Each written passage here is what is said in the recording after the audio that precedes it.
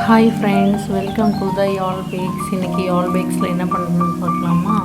பிஸ்தா blondie பண்ணிகிட்ருக்கோம். பிஸ்தா பிளாண்டிக்கு toppings வந்து பிஸ்தா juice எல்லாம் வந்து ஸ்லைஸ் பண்ணி ஆட் பண்ணிவிட்டு ஃபுல்லாக அதை ஸ்கிவர்ஸ் வச்சு நம்ம ஃபுல்லாக லைன் பண்ணி விட்டுக்கணும், இல்லைன்னா ஏர் பபிள்ஸ் ஃபார்ம் ஆயிரும்.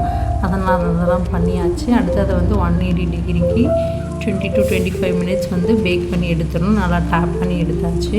அடுத்தது ரோஸ் மில்க் பிளாண்டிங் வந்து ஃபுல்லாக ஸ்கிவர்ஸ் வச்சு நம்ம ஃபுல்லாக லைன் பண்ணி எடுத்துட்டு கேஷ்யூஸை வந்து ஸ்லைஸ் பண்ணி வச்சுருக்கோம், அதை ஃபுல்லாக ஆட் பண்ணியாச்சு. ஆட் பண்ணி நல்லா அதை ஃபுல்லாக டாப்பிங்ஸ் ஆட் பண்ணால் நல்லா க்ரன்ச்சியாக ஒரு ஃபஜ்ஜியாக நல்லாயிருக்கும். ரோஸ் மில்க் பிளாண்டி நல்லா டேஸ்ட்டாக இருக்கும். அதையும் நல்லா ஸ்கிவர்ஸ் வச்சு போட்டுக்கிறோம். இல்லைன்னா தனியாக பேக் ஆகி ரோஸ்ட் ஆகிடும். கேஷ்யூஸ் மட்டும் உள்ள மிங்கிள் ஆனால் தான் டேஸ்ட் நல்லாயிருக்கும்.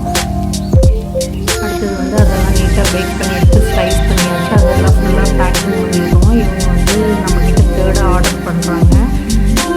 3 பீசஸ் வந்து பிஸ்தா பாண்டியும் 3 பீசஸ் வந்து ரோஸ் மில்க் பாண்டியும் ஆர்டர் பண்ணியிருக்காங்க. இவங்க ஆல்ரெடி நம்மக்கிட்ட பிஸ்கெட்ஸ் வாங்கியிருக்காங்க, குலாப் ஜாமுன் கேக் வாங்கியிருக்காங்க.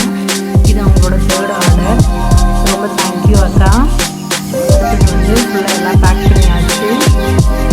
நம்ம கம்பெனியோட லோகோ யால் பேக்ஸுங்கிற லோகோ போட்டு இந்த தடவை நம்ம பேக் பண்ணிக்கலாம். இதுதான் அவங்க ஆர்டர் பண்ணியிருந்த குலாப்